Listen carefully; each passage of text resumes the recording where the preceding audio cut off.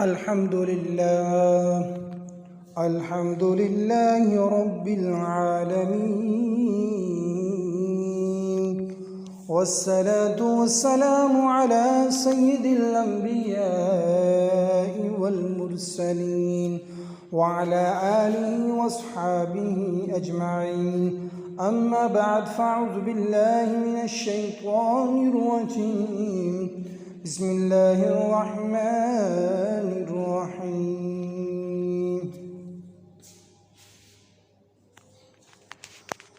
عزیزان گرامی قدر،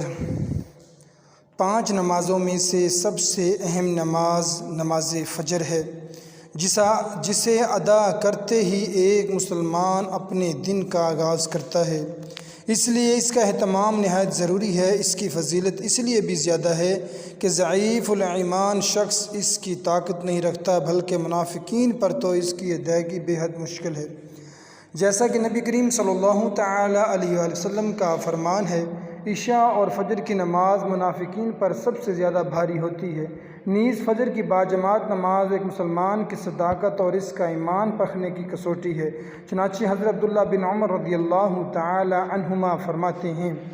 ہم اگر فجر اور عشاء کی نماز میں کسی آدمی کو نہ پاتے تو اس کے بارے میں اچھا گمان نہیں رکھتے تھے۔ اس کی وجہ یہ ہے کہ دوسری نمازوں کے اوقات میں آدمی بیدار ہوتا ہے، اس لیے دیگر نمازوں کا پڑھنا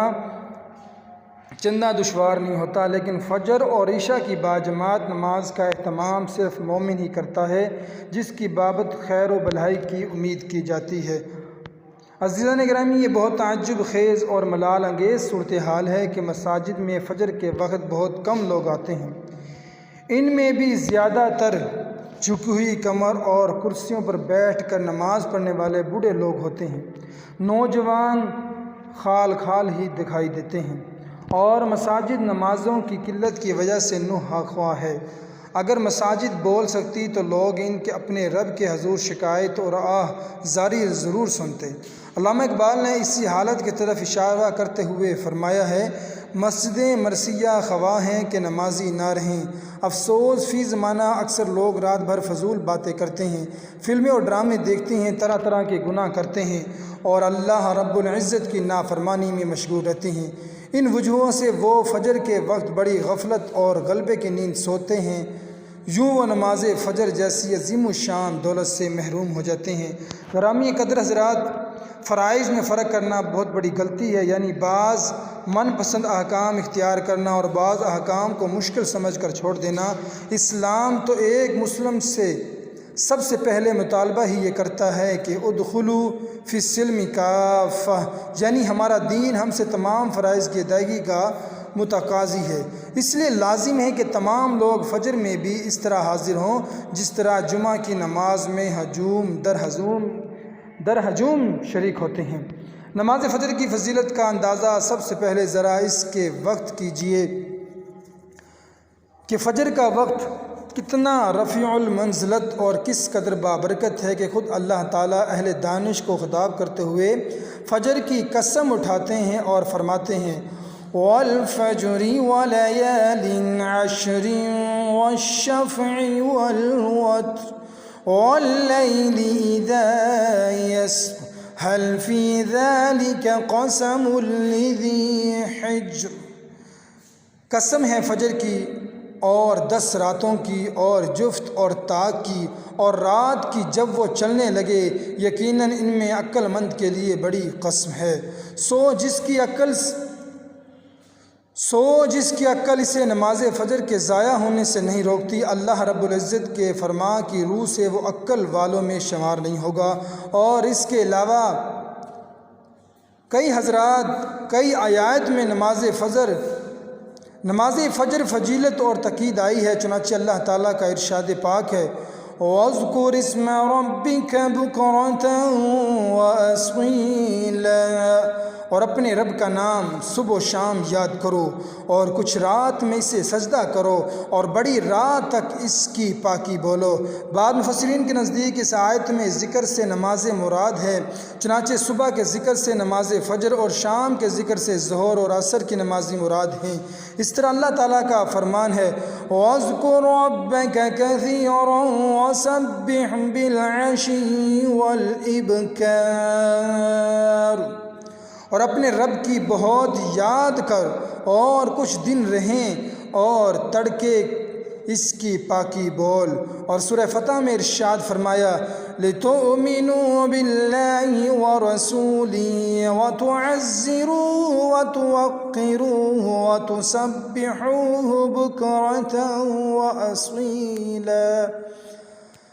تاکہ اے لوگو تم اللہ اور اس کے رسول پر ایمان لاؤ اور رسول کی تعظیم و توقیر کرو اور صبح و شام اللہ کی پاکی بولو۔ اس آیت میں صبح کی تسبیح میں نماز فجر اور شام کی تسبیح میں باقی چاروں نمازیں داخل ہیں۔ اور سورہ احزاب میں فرمایا یا ایھا الذین آمنوا اذکروا اللہ ذکرا کثیرا وسبحوہ بکرۃ وأصیلا، اے ایمان والو اللہ کو بہت یاد کرو اور صبح و شام اس کی پاکی بولو، کیونکہ صبح اور شام کے اوقات ملائکہ روز و شب کے جمع ہونے کے وقت ہیں۔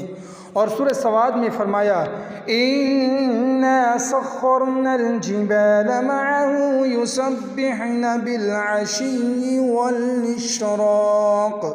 بے شک ہم نے اس کے ساتھ پہاڑ مسخر فرما دیے کہ تسبیح کرتے شام کو اور سورج چمکتے، یعنی حضرت داؤد علیہ السلام کی تسبیح کے ساتھ پہاڑ بھی صبح و شام تسبیح کرتے ہیں۔ اور سورہ مومن میں فرمایا فاصبر ان وعد اللہ حق واستغفر لذنبک وسبح بحمد ربک بالعشی والابکار، تو اے محبوب تم صبر کرو، بے شک اللہ کا وعدہ سچا ہے، اور اپنوں کے گناہوں کی معافی چاہو اور اپنے رب کی تعریف کرتے ہوئے صبح اور شام اس کی پاکی بولو۔ اور سورہ ہود میں فرمایا وَأَقِمِ الصَّلَاةَ طَرَفَيِ النَّهَارِ وَزُلَفًا مِّنَ اللَّيْلِ إِنَّ الْحَسَنَاتِ يُذْهِبْنَ السَّيِّئَاتِ ذَلِكَ ذِكْرَىٰ لِلذَّاكِرِينَ، اور نماز قائم رکھو دن کے دونوں کناروں اور کچھ راتوں کو حصوں میں، بے شک نیکیاں برائیوں کو مٹا دیتی ہے، یہ نصیحت ہے نصیحت ماننے والوں کو۔ اس آیت میں بھی دن کے دو کناروں سے صبح و شام مراد ہے، زوال سے قبل کا وقت صبح میں اور بعد کا شام میں داخل ہے، صبح کی نماز فجر اور شام کی نماز ظہر و عصر ہے۔ نماز فجر کی اس لحاظ سے بھی بڑی اہمیت اور فضیلت ہے کہ نبی کریم صلی اللہ تعالی علیہ وآلہ وسلم نے اللہ رب العزت سے اپنی امت کے لیے صبح کے وقت میں برکت عطا کرنے کی دعا فرمائی ہے، اے اللہ میری امت کے صبح کے وقت برکت ڈال دے۔ اس دعا کے نتیجے میں جو شخص اپنے دن کا آغاز نماز فجر سے کرے گا، یقیناً اس کے ہر کام میں اللہ کی طرف سے برکت کی قوی امید ہے۔ یہی وجہ ہے کہ رسول اللہ صلی اللہ تعالی وسلم کہیں کوئی لشکر روانہ فرماتے تو فجر کے وقت منہ اندھیرے ہی روانہ فرماتے تھے۔ اس حدیث کے راوی سیدنا سخر رضی اللہ تعالی عنہ تاجر ہیں، یہ اپنا تجارتی مال دوسرے علاقوں میں بھیجتے تو صبح صبح ہی بھیجتے۔ ان کے اس عمل کی وجہ سے اللہ تعالیٰ نے ان کی تجارت میں بڑی برکت ڈال دی اور وہ بڑے خوشحال اور مالدار ہو گئے۔ حضرت جریر بن عبداللہ بجلی رضی اللہ تعالی عنہ سے روایت ہے، ہم نبی کریم صلی اللہ تعالی علیہ وآلہ وسلم کی خدمت میں موجود تھے۔ آپ صلی اللہ علیہ وسلم نے چاند پر ایک نظر ڈالی، پھر فرمایا کہ تم اپنے رب کو آخرت میں اس طرح دیکھو گے جیسے اس چاند کو اب دیکھ رہے ہو، اس کے دیکھنے میں تم کو کوئی تکلیف بھی نہیں ہوگی، بس اگر تم ایسا کر سکتے ہو کہ سورج طلوع ہونے سے پہلے والی نماز فجر اور سورج غروب ہونے سے پہلی والی نماز عصر سے تمہیں کوئی چیز روک نہ سکے تو ایسا ضرور کرو۔ پھر آپ صلی اللہ تعالی علیہ وآلہ وسلم نے یہ آیت تلاوت فرمائی کہ پس اپنے مالک کی حمد و تسبیح کرو سورج طلوع ہونے اور غروب ہونے سے پہلے۔ اسماعیل راوی حدیث نے کہا کہ عصر اور فجر کی نمازیں تم سے چھوٹنے نہ پائیں، ان کا ہمیشہ خاص طور پر دھیان رکھو۔ حضرت عبداللہ بن فضالہ اپنے والد سے روایت کرتے ہیں، رسول اللہ صلی اللہ تعالی علیہ وآلہ وسلم نے مجھے کچھ باتیں بتائیں جن میں یہ بھی بتایا گیا کہ 5 نمازیں پابندی سے پڑھا کرو۔ میں نے عرض کی کہ ان اوقات میں کاروبار میں مصروف رہتا ہوں، لہٰذا کوئی ایسی پوری بات بتائیں جسے کر لوں تو فرض ادا ہو جائے۔ اس پر آپ صلی اللہ علیہ وسلم نے فرمایا کہ عصر ان کی پابندی کرتے رہا کرو۔ وہ کہتے ہیں چونکہ ہماری زبان کا لفظ نہیں تھا، لہٰذا میں نے عرض کی کہ عصر ان سے آپ کی کیا مراد؟ اس پر آپ صلی اللہ علیہ وسلم نے ارشاد فرمایا کہ ایک نماز سورج نکلنے سے پہلے یعنی فجر، اور ایک سورج ڈوبنے سے پہلے والی یعنی عصر۔ حضرت عمر بن خطاب رضی اللہ تعالی عنہ سے روایت ہے، نبی کریم صلی اللہ تعالی علیہ وآلہ وسلم نے نجد کی طرف ایک فوج بھیجی تو اس نے بہت ساری غنیمت حاصل کی اور جلد ہی لوٹ آئے۔ جنگ میں نہ جانے والوں میں سے ایک نے کہا، میں نے اس فوج سے بہتر کوئی فوج نہیں دیکھی جو اس فوج سے زیادہ جلد لوٹ آنے والی اور زیادہ مال غنیمت لے کر آنے والی ہو۔ نبی کریم صلی اللہ تعالی علیہ وآلہ وسلم نے فرمایا، کیا میں تم لوگوں کو ایک ایسے لوگوں کی ایک جماعت نہ بتاؤں جو زیادہ غنیمت والی اور جلد واپس آ جانے والی ہو؟ یہ وہ لوگ ہیں جو نماز فجر میں حاضر ہوتے ہیں، پھر بیٹھ کر اللہ کا ذکر کرتے ہیں یہاں تک کہ سورج نکل آتا ہے۔ یہ لوگ ان سے جلد لوٹ آنے والے اور ان سے زیادہ مال غنیمت لانے والے ہیں۔ حضرت سلمان فارسی رضی اللہ تعالیٰ عنہ سے روایت ہے، میں نے رسول اللہ صلی اللہ تعالی علیہ وآلہ وسلم کو فرماتے سنا ہے، جو صبح سویرے نماز فجر کے لیے گیا وہ ایمان کا جھنڈا لے کر گیا، اور جو صبح سویرے بازار گیا وہ ابلیس کا جھنڈا لے کر گیا۔ حضرت ابوبکر صدیق رضی اللہ تعالیٰ عنہ سے روایت ہے، رسول اللہ صلی اللہ تعالی علیہ وآلہ وسلم نے فرمایا، جس نے نماز فجر پڑھی وہ اللہ تعالیٰ کے حفظ و امان یعنی پناہ میں ہے۔ اب تمہیں چاہیے کہ تم اللہ کے ذمے عہد کو نہ توڑو، پھر جو ایسے شخص کو قتل کرے گا اللہ تعالیٰ اسے بلا کر جہنم میں اوندا منہ ڈالے گا۔ اس طرح حضرت عبداللہ بن عمر رضی اللہ تعالی عنہما سے روایت ہے کہ حضور نبی کریم صلی اللہ تعالی علیہ وسلم ارشاد فرماتے ہیں، جو صبح کی نماز پڑھتا ہے وہ شام تک اللہ کے ذمے میں ہے۔ دوسری روایت میں ہے، تو اللہ کا ذمہ نہ توڑو، جو اللہ کا ذمہ توڑے گا اللہ تعالیٰ اسے اوندا کر کے دوزخ میں ڈال دے گا۔ اور حضرت جندب قصری رضی اللہ تعالی عنہ سے روایت ہے کہ رسول اللہ صلی اللہ تعالی علیہ وآلہ وسلم نے ارشاد فرمایا، جو فجر کی نماز پڑھ لے وہ اللہ کی ایمان میں ہے، لہٰذا تم سے اللہ اپنے ایمان کے بارے میں کچھ مواخذہ نہ کرے، کیونکہ اللہ تعالیٰ جب کسی سے اپنے عہد کا مواخذہ کرے گا تو اسے پکڑ لے گا، پھر اسے اوندے منہ دوزخ کی آگ میں ڈال دے گا۔ اسی طرح حضرت سمرہ بن جندب رضی اللہ تعالیٰ عنہ سے روایت ہے، نبی کریم صلی اللہ تعالی علیہ وآلہ وسلم نے فرمایا، جس نے نماز فجر پڑھی وہ اللہ تعالیٰ کی امان یعنی پناہ میں ہے۔ اللہ تعالیٰ کی ذمہ داری میں آ جانے سے مراد اس کی حفاظت و نگرانی اور اس کی رعایت میں آ جانا ہے۔ تم جانتے ہو کہ اس کی حفاظت نگرانی کیا ہے؟ یہ تمام تر اللہ تعالیٰ کی رحمت ہے۔ جب وہ انسان کو اپنے دامن میں ڈھانپ لیتی ہے تو اس کے علام راحت میں بدل جاتے ہیں۔ یہ تمام تر اس کا لطف و کرم ہے۔ جب اللہ رب العزت کا لطف و کرم ہوتا ہے تو وہ آگ کو بھی ٹھنڈا اور سلامتی والا بنا دیتا ہے، اور اس کی حکمت غلبہ اور ارادہ ہے جو سب پر غالب ہے، اور جب وہ فیصلہ کرتا ہے تو دشمن کو بھی دوست بنا دیتا ہے اور خون خوار شیر کو بھی مہربان کر دیتا ہے۔ حضرت عثمان رضی اللہ تعالیٰ عنہ سے روایت ہے، جو نماز صبح کے لیے طالب ثواب ہو کر حاضر ہوا گویا اس نے تمام رات قیام کیا، عبادت کی، اور جو نماز عشاء کے لیے حاضر ہوا گویا اس نے نصف شب قیام کیا۔ اسی طرح حضرت عثمان رضی اللہ تعالیٰ عنہ سے روایت ہے، رسول اللہ صلی اللہ تعالی علیہ وآلہ وسلم نے ارشاد فرمایا، جو نماز عشاء اور نماز صبح کے لیے حاضر ہوا اس کے لیے تمام رات قیام عبادت کا ثواب ہے۔ اور حضرت عبد الرحمن بن عمرہ رضی اللہ تعالیٰ عنہ سے روایت ہے، وہ فرماتے ہیں، میں نے مغرب کی نماز پڑھی، پھر مسجد میں داخل ہوا تو حضرت عثمان بن عفان رضی اللہ تعالیٰ عنہ اکیلے بیٹھے ہیں۔ میں آیا یہاں تک کہ میں ان کے پاس بیٹھ گیا تو آپ نے فرمایا، تم کون ہو؟ میں نے کہا عبد الرحمن بن ابو عمرہ، تو آپ فرمایا اے میرے چچا زاد بھائی، میں نے رسول اللہ صلی اللہ تعالی وسلم کو فرماتے ہوئے سنا کہ جس نے نماز عشاء جماعت سے پڑھی گویا اس نے نصف شب قیام کیا، اور جس نے نماز صبح جماعت سے پڑھی گویا اس نے تمام رات قیام کیا، یعنی عبادت کی۔ اور مزید حضرت عثمان بن عفان رضی اللہ تعالیٰ عنہ سے روایت ہے،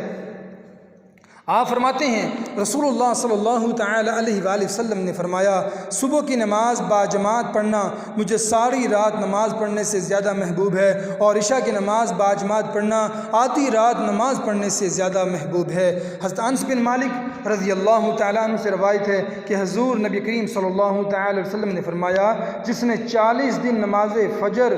و عشاء باجماعت پڑھی اس کو اللہ تعالیٰ 2 براتیں عطا فرمائے گا، ایک نار سے دوسری نفاق سے۔ حضرت ابو ہریرہ رضی اللہ تعالیٰ عنہ سے روایت ہے رسول اللہ صلی اللہ تعالی علیہ وآلہ وسلم نے ارشاد فرمایا رات اور دن میں فرشتوں کی ڈیوٹیاں بدلتی رہتی ہیں، اور فجر اور عصر کی نمازوں میں ڈیوٹی پر آنے والوں اور رخصت پانے والوں کا اجتماع ہوتا ہے، پھر تمہارے پاس رہنے والے فرشتے جب اوپر چڑھتے ہیں تو اللہ تعالیٰ پوچھتا ہے، حالانکہ وہ ان سے بہت زیادہ اپنے بندوں کے متعلق جانتا ہے، کہ میرے بندوں کو تم نے کس حال میں چھوڑا؟ وہ جواب دیتے ہیں کہ ہم نے جب انہیں چھوڑا تو وہ فجر کی نماز پڑھ رہے تھے، اور جب ان کے پاس گئے تب بھی وہ عصر کی نماز پڑھ رہے تھے۔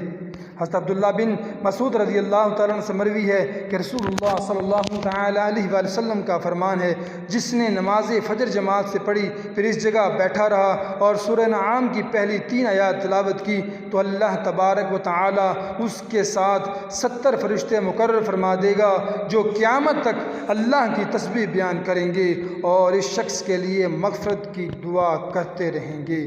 حضرت ابو موسیٰ رضی اللہ تعالیٰ عنہ سے روایت ہے کہ رسول اللہ صلی اللہ تعالی علیہ وآلہ وسلم نے ارشاد فرمایا جس شخص نے ٹھنڈے وقت کی 2 نمازیں ادا کیں وہ جنت میں داخل ہوگا۔ اولاً فجر کی نماز کا خصوصیت کا تذکرہ اس لیے کیا گیا ہے کہ اس وقت انسان پر نیند کا غلبہ ہوتا ہے، ہوا کے خوشگوار جھونکے اسے تھپکیاں دے دے کر خواب شری کی آغوش میں لے جاتے ہیں، اور شیطان ہر حربے سے اسے غفلت کی نیند پڑا رہنے پر اکساتا رہتا ہے۔ ایک بندہ خدا میٹھی نیند اور آرام کو ترک کر کے بستر سے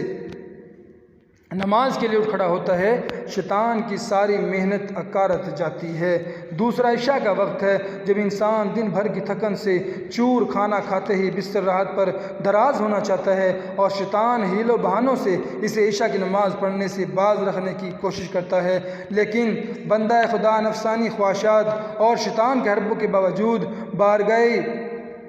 ازادی میں نماز کے لیے حاضر ہو کر شیطان کے سارے عزائم خاک میں ملا دیتا ہے۔ حضور نبی کریم صلی اللہ تعالی وسلم کا ان 2 اوقات کے بعد گزار بندوں کو جنت کی بشارت دینا اس حکمت کی بنا پر ہے کہ جو شخص فجر اور عشاء کی نمازوں کی ادائیگی کو اپنا معمول بنا لیتا ہے اس کے لیے باقی 3 نمازوں کو ادا کرنا گرا نہیں ہوتا۔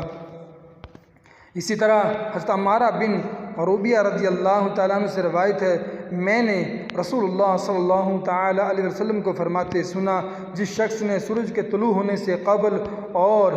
اس کے غروب ہونے سے قبل یعنی فجر اور عصر کی نماز ادا کی وہ ہرگز آگ میں داخل نہ ہوگا۔ حضرت ابو ہریرہ رضی اللہ تعالیٰ عنہ سے روایت ہے کہ رسول اللہ صلی اللہ تعالی علیہ وآلہ وسلم نے فرمایا لوگ جان لیں کہ اذان اور پہلی صف میں کیا ثواب ہے، پھر بغیر کرہ ڈالے اسے نہ پا سکیں تو کرہ ہی ڈالیں، اور اگر جانتے کہ دوپہری کی نماز میں کیا ثواب ہے تو اس کی طرف دوڑ کر آتے، اور اگر جانتے کہ عشاء اور فجر میں کیا ثواب ہے تو ان میں گھسیٹتے ہوئے بھی پہنچتے۔ ابو ہریرہ رضی اللہ تعالیٰ عنہ سے روایت ہے نبی کریم صلی اللہ تعالی علیہ وآلہ وسلم نے ارشاد فرمایا کہ منافقین پر سب نمازوں سے بھاری فجر اور عشاء کی نماز ہے، اگر جان لیتے کہ ان دونوں نمازوں میں کیا ہے تو ضرور حاضر ہوتے، اگرچہ گھسیٹتے ہوئے آتے، اور بے شک میں نے ارادہ کیا کہ میں نماز قائم کرنے کا حکم دوں اور کسی شخص کو نماز پڑھانے پر مقرر کروں، پھر کچھ لوگوں کو اپنے ساتھ چلنے کے لیے کہوں جو لکڑیاں اٹھائے ہوئے ہوں، پھر ان لوگوں کی طرف جاؤں جو نماز میں حاضر نہیں ہوتے اور ان کے گھروں کو آگ سے جلا دوں۔ حضرت ابو ذر رضی اللہ تعالیٰ عنہ سے روایت ہے رسول اللہ صلی اللہ تعالی علیہ وآلہ وسلم نے فرمایا جو شخص نماز فجر کے بعد جب کہ وہ پیر موڑیں دو زانوں بیٹھا ہوا ہو اور کوئی بات بھی نہ کی ہو، لا الہ الا اللہ وحدہ لا شریک لہ لہ الملک ولہ الحمد یحیی و یمیت وہو علی کل شیء قدیر 10 مرتبہ پڑھے تو اس کے لیے 10 نیکیاں لکھی جائیں گی اور اس کے 10 برائیاں مٹا دی جائیں گی، اس کے لیے 10 درجے بلند کیے جائیں گے، اور وہ اس دن پورے دن بھر ہر طرح کی مکروہ ناپسندیدہ چیز سے محفوظ رہے گا، اور شیطان کے زیر اثر نہ آ پانے کے لیے اس کی نگہبانی کی جائے گی، اور کوئی گناہ اسے اس دن سوائے شرک باللہ کی ہلاکت سے دوچار نہ کر سکے گا۔ حضرت انس بن مالک رضی اللہ تعالی عنہ سے روایت ہے، رسول اللہ صلی اللہ تعالی علیہ وآلہ وسلم نے فرمایا، جس نے نماز فجر جماعت سے پڑھی پھر بیٹھ کر اللہ کا ذکر کرتا رہا یہاں تک کہ سورج نکل گیا، پھر اس نے 2 رکعتیں پڑھیں تو اسے 1 حج اور 1 عمرے کا ثواب ملے گا۔ وہ کہتے ہیں کہ رسول اللہ صلی اللہ تعالی علیہ وآلہ وسلم نے فرمایا، پورا یعنی حج و عمرے کا پورا ثواب۔ ام المؤمنین حضرت ام سلمہ رضی اللہ تعالی عنہ سے روایت ہے، نبی کریم صلی اللہ تعالی علیہ وآلہ وسلم جب نماز فجر میں سلام پھیرتے تو یہ دعا پڑھتے، اللہم انی اسألک علما نافعا وارزقنا طیبا وعملا متقبلا۔ اے اللہ میں تجھ سے نفع بخش، علم پاکیزہ روزی اور مقبول عمل کا سوال کرتا ہوں۔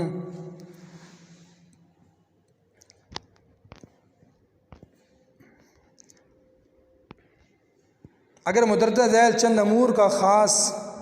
اہتمام رکھا جائے تو انشاءاللہ فجر کی نماز